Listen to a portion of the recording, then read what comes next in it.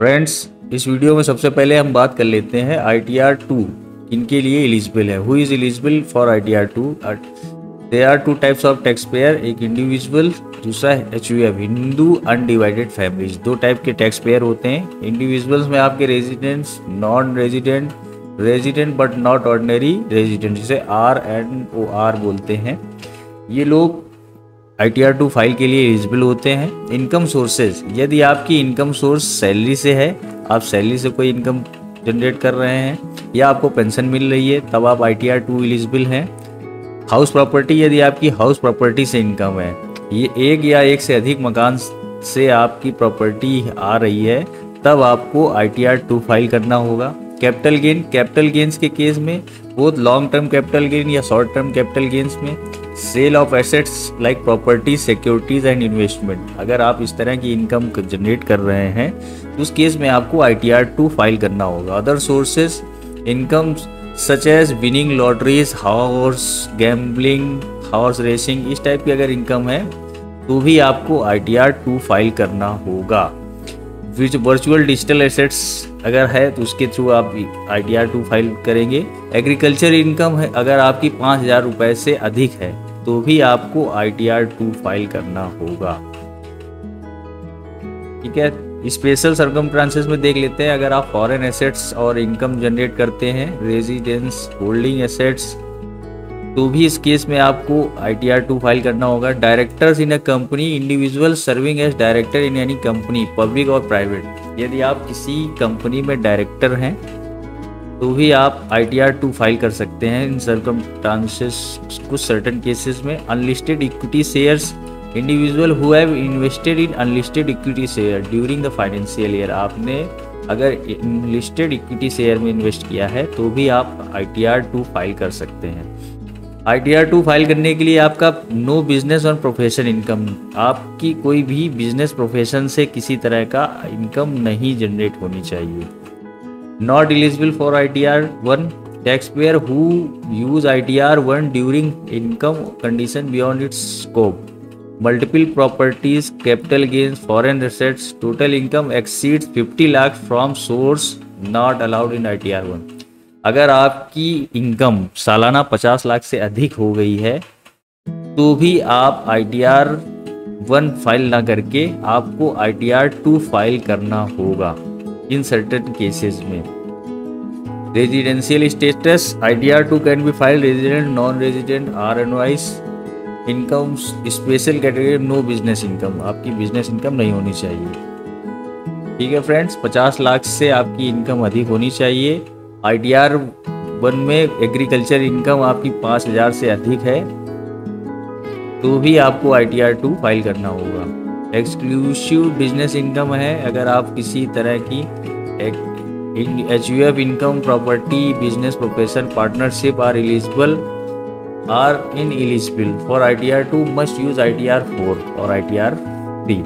अगर आपकी in profession, business, partnership firm से इनकम है तो आपको ITR 3 या 4 फाइल करना होगा। Examples of eligible tax payers, इस तरह से हमने जाना कि आपको सैलरी पर्सन होना चाहिए और 2 से अधिक प्रॉपर्टी या कैपिटल गेन शेयर्स में इन्वेस्टमेंट होना चाहिए।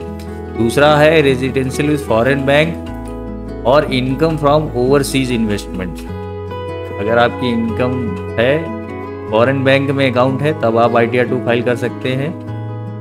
A non-residential earning rental income from property in India, एक non residential earning rental income है और प्रॉपर्टी इंडिया में है, उस केस में भी आप ITR 2 फाइल कर सकते हैं। एक HUF with income from multiple properties and agriculture income above 5,000, यदि आपकी एग्रीकल्चर इनकम HUF है, आप हिंदू अनडिवाइडेड फैमिली से और 5,000 से अधिक एग्रीकल्चर इनकम है, तब भी आप ITR 2 फाइल करेंगे।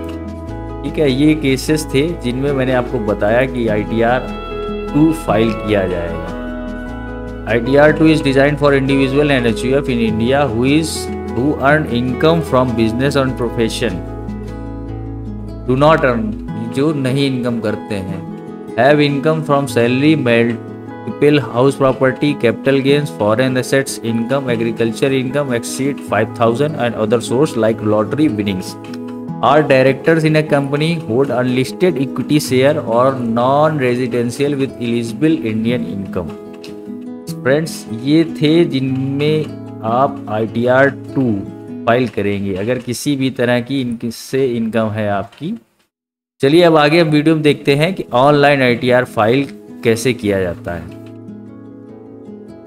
फ्रेंड्स, ITR 2 फाइल करने के लिए सबसे पहले हम इनकम टैक्स की साइट पर आ जाते हैं www.incometax.gov.in। ये हमारी इनकम टैक्स की साइट है। यहाँ पर हम, अगर आपने रजिस्टर्ड कर रखा है तो ठीक है, अन्यथा आप लॉगिन करके यहाँ पर अपना ITR फाइल कर सकते हैं। मेरे केस में रजिस्ट्रेशन के लिए मैंने पहले वीडियो बना दिया है, इसलिए हम पार्टी का लॉगिन करते हैं। सर्वप्रथम लॉगिन के लिए आपके पास पार्टी का पैन नंबर होना चाहिए और आपका पासवर्ड, जिसके थ्रू आप इसमें लॉगिन करेंगे। चलिए जल्दी से मैं एक लॉगिन कर लेता हूँ। इसके बाद हम इस वीडियो में आगे बात करते हैं कि किस तरह से ITR फाइल किया जाएगा 2।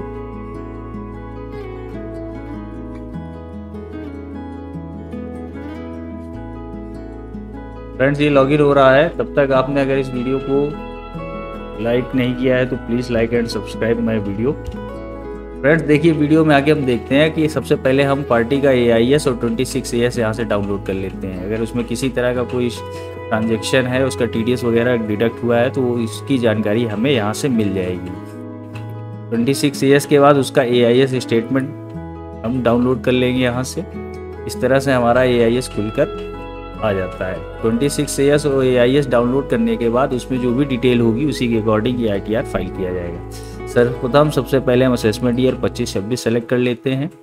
ITR 2 ऑनलाइन फाइल करना है, इसलिए ऑनलाइन मोड सेलेक्ट करके इसको कंटिन्यू करते हैं। मैंने एक ITR ये पहले से बना रखा है।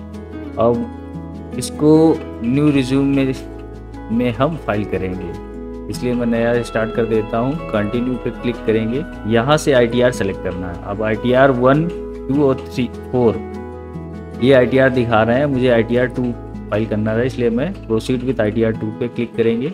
इसके बाद ये दिखा रहा है प्लीज़ इसमें पहले से जो डाटा फिल होगा वो ओके कर देते हैं इसको। लेट्स गेट स्टार्ट पे क्लिक करेंगे।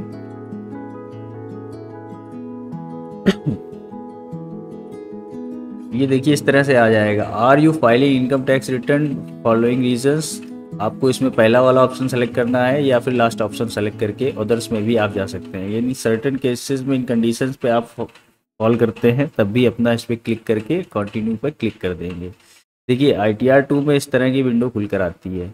इसमें सबसे पहले आपको अपनी जनरल डिटेल देनी होती है, इसके बाद इनकम की डिटेल, फिर डिडक्शन, फिर टैक्स और अदर्स। ये आइकन दिखाते हैं। सबसे पहले जनरल में मैं part A general information select कर लेता हूँ। इसके बाद शेड्यूल 5A ये आपके spouse government by civil code के लिए होता है, ये एलिजिबल नहीं होगा। इसके बाद हम इनकम पे क्लिक कर देते हैं। मेरे केस में इनकम सैलरी से इनकम है। इसके बाद शेड्यूल हाउस प्रॉपर्टी इनकम है, इसको क्लिक कर देता हूँ। इसके बाद अगर आपकी कोई कैपिटल गेन की इनकम है आप इसको यहाँ से क्लिक कर लेंगे। ओके, अगर आपने लॉन्ग टर्म या शॉर्ट टर्म इन्वेस्टमेंट कर रखा है from equity sale of equity shares in company of unit, तो आप इसको शेड्यूल 112 इसको क्लिक कर लेंगे। अगर आपने कोई इनकम नॉन रेजिडेंशियल है तो 115। Schedule VDA virtual digital assets के केस में आप इसको टिक कर लेंगे। और अदर सोर्स ऑफ इनकम है अगर आपकी तो इसको भी क्लिक कर लेंगे। इसके बाद आगे आता है SPI यानी स्पाउस माइनर चाइल्ड वगैरह के लिए अगर केस है तो उस केस में इसको क्लिक करना होगा। शेड्यूल आपका स्पेशल रेट्स पर, अगर आपने कोई इनकम जैसे गेम्स पर लॉटरी वगैरह अगर जीती है तो वो आपकी इनकम स्पेशल रेट्स में आती है। इसका जो रेट स्लैब होता है 30% के आसपास रहता है, इसको टिक कर लेंगे। इसके बाद एग्जाम्ड इनकम है अगर आपकी कोई तो एग्जाम्ड इनकम क्लिक कर लिया जाता है। इसके बाद PTI pass through income from business trust और investment fund as section 115U, अगर आपका बिजनेस ट्रस्ट का इन्वेस्टमेंट है तो उस पर क्लिक कर लेंगे।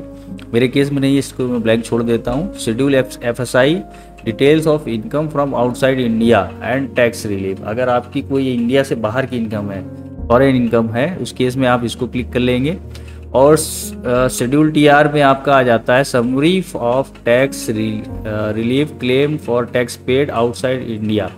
अगर आउटसाइड इंडिया की है ये इनकम, आप यहाँ से क्लिक करके इसके बाद अगला डिडक्शन कॉलम पे आ जाते हैं। डिडक्शन में आपका अगर न्यू टैक्स रिजीम में फाइल कर रहे हैं तो इसमें आपको कुछ ही डिडक्शन मिलते हैं। यदि आप ओल्ड टैक्स रिजीम सेलेक्ट करेंगे तो यहाँ से आपको अपना डिडक्शन क्लेम करना होगा। जैसे 80G की डिटेल डोनेशन के केस में, 80EE अगर आपने साइंटिफिक रिसर्च वगैरह में किया हुआ है, इस तरह से 80D अगर आपका है, 80U जो भी आपके लिए एलिजिबल होगा डिडक्शन, उसको आप यहाँ से सेलेक्ट कर लेते हैं। ठीक है, मैं न्यू रिजीम में फाइल कर रहा हूँ इसलिए मुझे डिडक्शन इस पर मिलना, मेरा क्लेम कुछ है नहीं। डिडक्शन 80C का भी इसमें क्लेम कर लेते हैं अगर है कुछ। जो भी डिडक्शन होगा 80E का, अगर आपने कोई इंटरेस्ट लोन हायर एजुकेशन के लिए ले रखा है, अगर आपने 80EE interest loan residential house property के केस में आपका 80EE आ जाएगा। अगर आपने डिडक्शन रिस्पेक्ट ऑफ टोकन, इसमें आपका ये क्लिक हो जाएगा। ठीक है, इसको क्लिक करने के बाद यहाँ से अब आपका इनकम जो है टैक्स के लिए आ जाता है। टैक्स में जो भी पार्ट होंगे वो ऑटोमेटिक यहाँ से सेलेक्ट हो जाएंगे। टैक्स मैंडेटरी सारे पार्ट्स होते हैं। इसके बाद अदर्स में हम सेलेक्ट कर लेते हैं अगर आपकी कोई अदर्स इनकम है। Details income after set of current loss, years loss, short term capital gain में यदि कोई इनकम है या ईयर लॉस हुआ है उसको आप यहाँ से सेलेक्ट कर लेंगे। अगर details income after set of before losses earlier, अगर आपके पहले कभी कोई लॉस हुआ है उसको फॉरवर्ड करने के लिए आप यहाँ से इनकम को सेलेक्ट करेंगे। Detail of losses to be carried forward to future years के लिए कैरी फॉरवर्ड, इसको क्लिक कर लेते हैं। डिटेल्स फॉरेन एसेट्स अगर है कोई, इस पे इस तरह से जो भी एलिजिबल होगा ये सारे क्लिक करने के बाद यहाँ पर हम कंटिन्यू पे क्लिक करते हैं। कंटिन्यू क्लिक करने के बाद कुछ क्वेश्चंस आते हैं, इनको स्किप कर दिया जाता है तो हम डायरेक्ट आपके रिटर्न समरी पोर्शन पर आ जाते हैं। सबसे पहले हम पार्टी की personal detail, contact, filing status और बैंक डिटेल्स यहाँ से ये सब फिल कर लेते हैं। कॉन्टैक्ट डिटेल फिल करनी होगी। इसको फिल करने के बाद आप यहाँ पर, पहले पर्सनल डिटेल थी, मैंने ये पार्टी की पर्सनल डिटेल फिल कर दी। इसी तरह से कॉन्टैक्ट डिटेल फाइल हो जाएगी। अब फाइलिंग स्टेटस में आप देखिए, अगर आपका रिटर्न आप 139(1) सबसे इसको सेलेक्ट करेंगे। अब आप ओल्ड रिजीम में जाना चाह रहे हैं या न्यू रिजीम में, यहाँ से आपको यस या नो सेलेक्ट करना है। अगर आप ओल्ड रिजीम में जाना चाहते हैं यस क्लिक करिए, अन्यथा आप बाय डिफ़ॉल्ट नो सेलेक्ट रहता है। इसको सेलेक्ट करने के बाद रेजिडेंशियल स्टेटस आपको यहाँ पर दिखाना होगा। रेजिडेंशियल हूँ मैं, आप 182 दिन से अधिक हैं। फॉरेनर के केस में अगर आप नॉन रेजिडेंशियल है वहाँ पर ही सेलेक्ट कर सकते हैं। ठीक है, इसके बाद ये जो सारे केस हैं ये 115S मेरे लिए एलिजिबल नहीं है, FPI कोई इनकम है नहीं। और ये सब नो करने के बाद डायरेक्टर आप किसी कंपनी में है नहीं, अगर है तो इसको यस कर दीजिएगा। मेरे केस में नहीं, इसको नो कर देता हूँ। Whether held unlisted equity shares, ये सब कुछ है नहीं इसलिए मैंने इसको नो कर दिया। बैंक डिटेल, यहाँ से आप अपनी बैंक की डिटेल को फाइल करेंगे और इसको वैलिडेट करके कंफर्म कर लेते हैं। बैंक रिफंड के केस के लिए आपको बैंक की डिटेल अपनी वैलिडेट करानी होगी। देखिए कंप्लीट हो गया, कंफर्म लिख के आएगा। अब शेड्यूल सैलरी है, अब यहाँ से आपको अपनी सैलरी पेंशन करनी होगी, ग्रॉस सैलरी डिडक्शन। अब यहाँ से आप ग्रॉस सैलरी पे क्लिक करेंगे। अब यहाँ से आप दे रहा है कि क्या आप ब्रेकअप देना चाह रहे हैं। यहाँ पर नेम ऑफ एम्प्लॉयर, जहाँ से आपको सैलरी मिल रही है उसका डिटेल डालनी होगी, उसका टैन नंबर डालना होगा। ये ITR 2 में कंपलसरी है, ITR 1 में ऑटो फिल हो जाता है, लेकिन इसमें आपको ITR 2 फाइल करने के लिए आपको पार्टी एम्प्लॉयर का टैन नंबर देना होगा। नेचर ऑफ एम्प्लॉयमेंट कैसा है, गवर्नमेंट है, स्टेट गवर्नमेंट है, पब्लिक सेक्टर है, ये आपको डिटेल फिल करनी होगी। एम्प्लॉयर का एड्रेस डालना होगा। इसके बाद कंट्री, आप किस कंट्री या किस सिटी से आप बिलोंग कर रहे हैं वो सिटी आपको डालनी है। यहाँ से स्टेट सेलेक्ट करना होगा और इसके बाद पिन कोड फिल करने के बाद आप इसमें अपनी सैलरी की डिटेल ऐड कर सकते हैं। ठीक है, सैलरी की डिटेल आप जहाँ से भी आप इसमें डाल सकते हैं। ये दे रहा है ब्रेकअप वैल्यू इनकम फॉर, अगर आपकी रिटायरमेंट से कोई इनकम है उसको आप यहाँ पर शो करेंगे। इनकम टैक्सेबल ड्यूरिंग प्रीवियस 89 का अगर कोई क्लेम है तो यहाँ से शो करेंगे। ये फिल करने के बाद आप जैसे इसको सेव एंड कंटिन्यू करते हैं, ये डिटेल आपकी फिल करने के लिए मांग रहा है। चलिए जल्दी से मैं इसको फिल कर लेता हूँ, फिर मैं आपको आगे इसमें बताता हूँ कैसे फाइल हो रहा है। फ्रेंड्स, सैलरी की डिटेल आप अपने फॉर्म 16 या 26 ES AIS के बिहाफ पर फाइल कर सकते हैं। इसमें डिटेल्स मांगा जाता है, इसलिए सैलरी स्लिप से आप अपनी डिटेल फिलअप कर लेते हैं। इसके बाद अगला है शेड्यूल हाउस प्रॉपर्टी। अब हाउस प्रॉपर्टी के केस में आपको यहाँ पर सबसे पहले अपने हाउस प्रॉपर्टी की अगर इनकम है तो इसमें आपको एड्रेस देना होगा। एड्रेस ऑफ प्रॉपर्टी का एड्रेस किस सिटी का है, स्टेट, कंट्री, पिन कोड, ये प्रॉपर्टी आप कैसी है, और सेल्फ है, माइनर की है, स्पाउस की, अदर्स की है, तो इसमें आपको सेलेक्ट करना होगा। इसके बाद यदि प्रॉपर्टी की को-ऑनर्ड हैं, आप साथ में किसी के साथ कर रहे हैं तो उसको आप सेलेक्ट कर लेंगे, और उसमें शेयर आपको बताना होगा कितने % पर आप प्रॉपर्टी के शेयर होल्डर हैं। अगर शेयर होल्डर नहीं है तो इसको छोड़ देते हैं। टाइप ऑफ प्रॉपर्टी कैसी है, सेल्फ ऑक्यूपाइड है, लेट आउट है, डीम लेट आउट है। मेरे केस में लेट आउट है तो मैं इसको लेट आउट सेलेक्ट कर लेता हूँ। इसके बाद और डिटेल इसमें मांग रहा है कि नेम ऑफ टीनेंट, लेट आउट के केस में किराएदार का पैन, अगर TDS का डिडक्शन कर रहे हैं तो पैन कंपलसरी है, अदरवाइज आप बिना पैन के भी इस पे पार्टी का पैन और आधार के बिहाफ पर इसको नाम देकर सेव कर सकते हैं। आगे इसमें कह रहा है कि ग्रॉस रेंट रिसीव, अगर रेंट रिसीव हो रहा है उसकी वैल्यू आपको देनी पड़ेगी। The amount rent which can not be realised, ये अमाउंट आपको यहाँ पर देना होगा। इसके बाद इस पे हम section 24 interest on borrowed capital, अगर कोई कैपिटल आपने ली है उस पर कोई इंटरेस्ट आया है उसकी डिटेल भी यहाँ से आप फिल कर सकते हैं। इसमें आपको लोन, अगर आपने कोई लोन लिया हुआ है किसी प्रॉपर्टी के लिए तो लोन टेकन फॉर बैंक से लिया है कि कहाँ से लिया है, इसकी डिटेल आपको देनी होगी। Name of bank institution, bank का नाम देना होगा, या institution person from which you loan taken, उसकी डिटेल डालनी होगी। लोन अकाउंट नंबर डालना होगा, किस डेट को आपका लोन सेंशन हुआ वो डेट आपको यहाँ से डालनी होगी। टोटल अमाउंट ऑफ लोन, कितना लोन अमाउंट आपको पास आउट हुआ है ये डिटेल आपको यहाँ शो करनी होगी।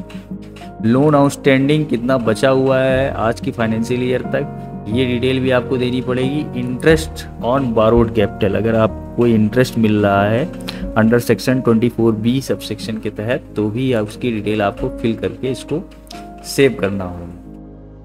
इसके बाद अगर आपको एरियर या रिसीव हो रहा है तो वो आपको डिटेल यहाँ से देनी होगी। ये सब फिल करने के बाद जैसे इसको आप सब कंटिन्यू करेंगे तो आपकी ये हाउस प्रॉपर्टी की डिटेल यहाँ से फिल होकर आ जाती है। ठीक है, इसको सेव कर फाइल कर लेते हैं, तब अगले सेक्शन पर चलते हैं। फ्रेंड्स, हाउस प्रॉपर्टी से इनकम होने के बाद अगला सेक्शन, अगर आपका कोई इनकम शेड्यूल कैपिटल गेन से है तो उसमें आपको क्या क्या डिटेल फिल करनी होगी इसके लिए हम देख लेते हैं। कैपिटल गेन, यदि आपको शॉर्ट टर्म कैपिटल गेन हुआ है उसकी डिटेल आपको यहाँ फिल करनी होगी। लॉन्ग टर्म कैपिटल गेन में from sale of land, building या बोथ, जिससे भी हुआ है वो डिटेल आपको, अगर लैंड बेचकर आपको प्रॉफिट हुआ है तो उसका आपको प्रॉफिट देना होगा। लैंड अगर बेचते हैं तो उस पे लैंड की आपको किस डेट को आपने परचेस किया था, किस डेट को आपने सेल किया था, ये डिटेल आपको यहाँ पर डालनी होगी। उसके बाद फुल वैल्यू ऑफ कंसिडरेशन, कितना आपको फुल मिला उस पर कंसिडरेशन, वो वैल्यू डालनी होगी। वैल्यू ऑफ, अगर आपने स्टाम्प वैल्यूएशन लगा रखा है तो उसकी स्टाम्प ड्यूटी वैल्यू यहाँ डाली जाएगी। इसके बाद डिडक्शन अंडर सेक्शन 48 के तहत कास्ट ऑफ विदाउट इंडेक्सेशन, ये वैल्यू यहाँ से आ जाएगी। Cost of improvement without indexation, ये डिटेल आ जाएगी। ये फिर ऑटो फिल हो जाता है जैसे ही आप इस डिटेल को फिल करेंगे। सेक्शन 54 के तहत अगर आपको कुछ मिलता है, मैंने लेट सपोर्ट मैंने कोई प्रॉपर्टी शॉर्ट टर्म में, जो प्रॉपर्टी 1 साल के अंदर खरीदी जाती है वो बेच दी जाती है, वो शॉर्ट टर्म में आता है। यदि आप 1 साल से अधिक रखते हैं तो वो लॉन्ग टर्म का इन्वेस्टमेंट हो जाता है। मान लीजिए 2024 में मैंने कोई प्रॉपर्टी सेल की थी, परचेज की थी 31 मार्च 2024 को। इसके बाद मैंने उसको सेल कर दिया 31 मार्च 2025 में, ये हमारी शॉर्ट टर्म प्रॉपर्टी हो गई। इसका कंसिडरेशन वैल्यू मान लीजिए 26 लाख रुपए था। ठीक है, sale full value of consideration जो मुझे रिसीव हुआ 26 लाख हुआ। प्रॉपर्टी का जो स्टाम्प लगे थे वो आपको स्टाम्प अपने हिसाब से लगाने होंगे। मान लीजिए जो भी स्टाम्प लगा होगा वैल्यू आपको इसमें यहाँ पर फिल कर देनी है। वो वैल्यू आप डालने के बाद अब cost of acquisition without indexation, जो भी आपने विदाउट इंडेक्सेशन जो वैल्यू थी इम्प्रूवमेंट, अगर आप उस पर कोई विदाउट इंडेक्सेशन, मान लीजिए प्रॉपर्टी मुझे 20 लाख की मिली थी, इसके बाद उसको इम्प्रूवमेंट में मैंने 2 लाख रुपए इन्वेस्टमेंट किया उस पर, तो ये देखिए 4 लाख का जो बैलेंस था भाई 20 लाख की प्रॉपर्टी खरीदी, 2 लाख का मैंने उसमें इम्प्रूवमेंट में इन्वेस्ट कर दिया। 4 लाख रुपए जो शॉर्ट टर्म कैपिटल गेन इम्प्रूवल था वो 4 लाख रुपए आ गया यहाँ से।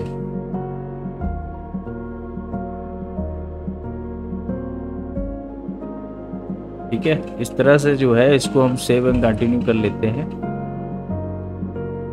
ये हमारा long short term capital gain आ गया निकल कर। इसी तरह से यदि लॉन्ग टर्म कैपिटल गेन का इन्वेस्टमेंट है, उसमें भी आपने कोई प्रॉपर्टी इन्वेस्ट की हुई है तो उस पर लॉन्ग टर्म के लिए बिल्डिंग है या जो भी, उसका ब्रेकअप भी आपको इसी तरह से इसमें फाइल करना होगा। मेरे केस में लॉन्ग टर्म का इन्वेस्टमेंट नहीं है, इसलिए हम इसको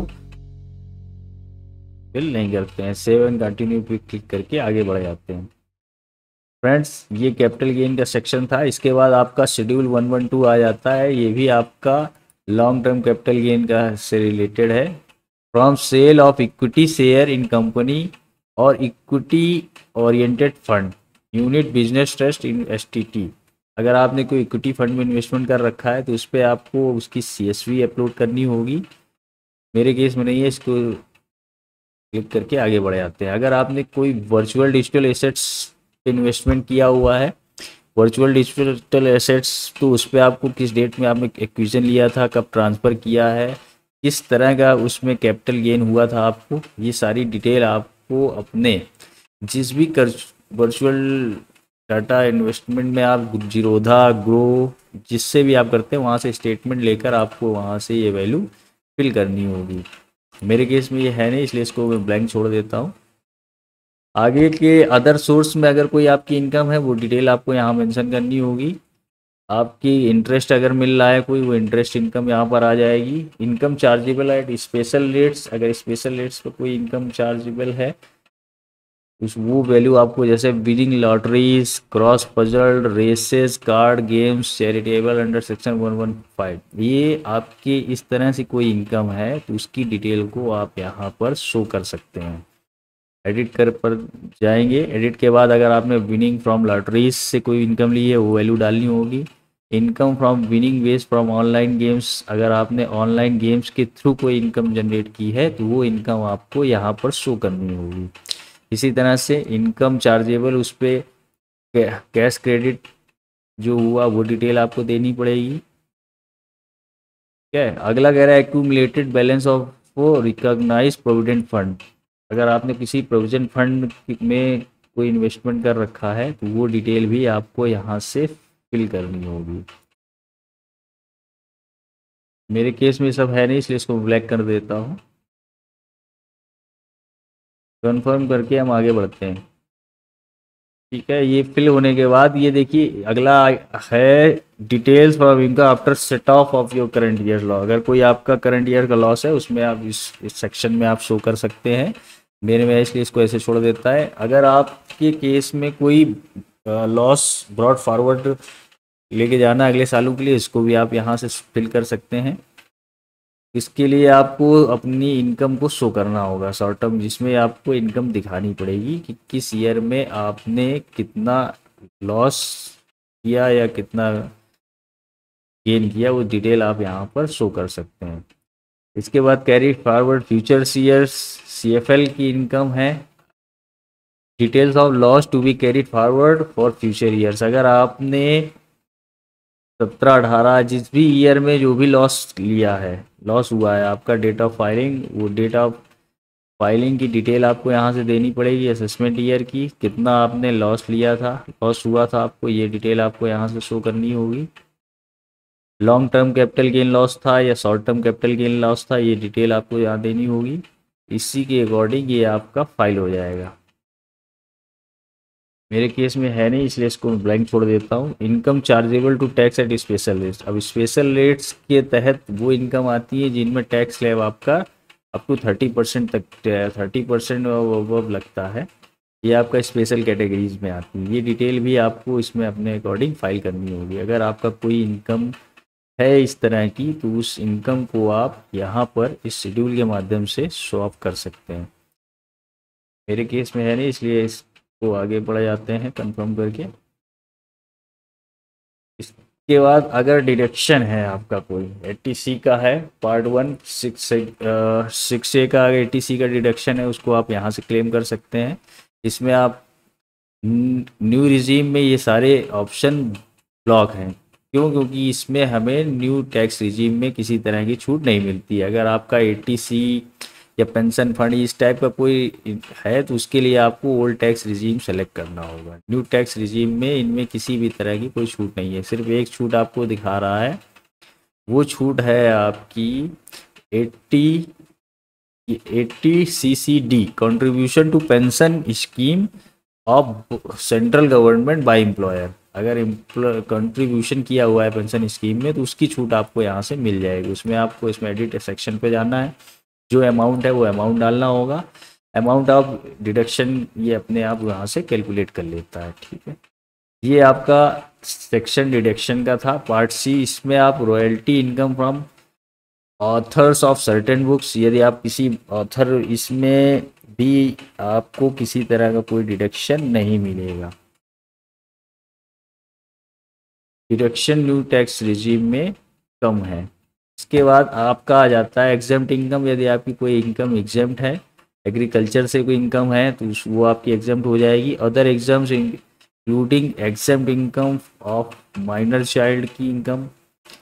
अगर income claim as table to tax DTA, अगर इसके थ्रू कोई इनकम है, तो वो भी इनकम आपकी यहाँ से एग्जेम्प्ट इनकम आ जाती है। इसमें आपको अमाउंट ऑफ इनकम डालनी होगी, नेचर ऑफ इनकम, किस टाइप का इनकम है, उसका कोड सेलेक्ट करना होगा, किस सिटी या जहाँ से भी इनकम आपको हो रही है। मेरे केस में नहीं है, इसलिए इसको ब्लैंक छोड़ देता हूँ। इसके बाद सर अगला आपका हेड आ जाता है कंप्यूटेशन ऑफ टैक्स क्रेडिट।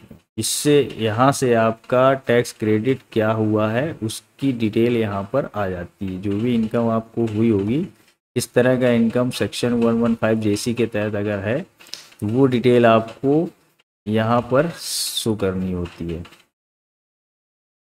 मेरे केस में है नहीं, कंप्यूटेशन ऑफ इनकम इस तरह। और ये इस फिल करने के बाद यहाँ से आपकी इनकम का कंप्यूटेशन निकल के आ जाता है कि जो भी इनकम थी वो आपकी यहाँ से सारी इनकम डिटेल शो हो जाएंगी। क्या आपको डिडक्शन मिला, एग्रीकल्चर इनकम क्या हुआ, लॉसेस क्या हुए, सारा यहाँ से आपका टैक्स निकल के आ जाता है। अगर आपको कोई टैक्स बन रहा है, तो टैक्स स्लैब में आकर यहाँ से आप इसको अपना TDS फॉर्म 16 के अकॉर्डिंग यहाँ से आप उसको ओके करके फाइल करा सकते हैं। मेरे केस में ये इसकी इनकम फीस पे था TDS 59,000 रुपये का। इसको मैं यहाँ से फिल कर लेता हूँ। ठीक है, अगर कोई टैक्स जमा कराना हो तो यहाँ से आप टैक्स भी जमा करा सकते हैं। इस सेक्शन पे जाके यहाँ पे फाइल करके उसका टैक्स जमा हो जाएगा। टैक्स ये इस अपने लिए है नहीं इन्फॉर्मेशन ये। इसके बाद पार्ट TDI, ये आपका मैंडेटरी है, computation of tax liability total. जो भी आपकी टैक्स लाइबिलिटी होगी, मेरे केस में जो है total payable of income 5,340 rupees का टैक्स बना रहा है, और इसका रिफंड बन के इसको कंफर्म कर देते हैं। तो इस तरह से ये फ्रेंड्स हमारा ये ITR के सारे हेड्स जो मेन थे मैंने आपको बता दिए। ITR 2 में इसको प्रोसीड टू वैलिडेशन पे क्लिक करेंगे। जैसे ही प्रोसीड टू वैलिडेट करते हैं, ये हमारा वैलिडेशन सेलेक्ट करके आपका ITR का कंप्यूटेशन बना देता है। इसका अगर आप प्रीव्यू देखना चाहते हैं, इस तरह से ये कुछ एरर दिखा रहा है, और इसको वेरी प्रीव्यू फाइल कर देते हैं। एक बार ITR मैच करके सारा वैलिडेशन क्लियर होने पर ITR वेरिफिकेशन के लिए भेज दिया जाता है। फ्रेंड्स, इस तरह ITR की सभी डिटेल फाइल होने के बाद इसको आप वेरीफाई करके आधार के थ्रू अपना OTP लेकर या नेट बैंकिंग जैसे भी आप इसको वेरीफाई कराते हैं तो आपका ITR फाइल हो जाता है। फ्रेंड्स, ये ITR 2 मैंने फाइल करना बता दिया। अगर आपको बहुत ही अफोर्डेबल प्राइस पर अपना ITR फाइल कराना है तो आप हमारे दिए गए नंबर पर संपर्क कर सकते हैं। हम सभी तरह की लीगल सर्विसेज बहुत ही अफोर्डेबल प्राइस पर प्रोवाइड कराते हैं। Thanks for watching video.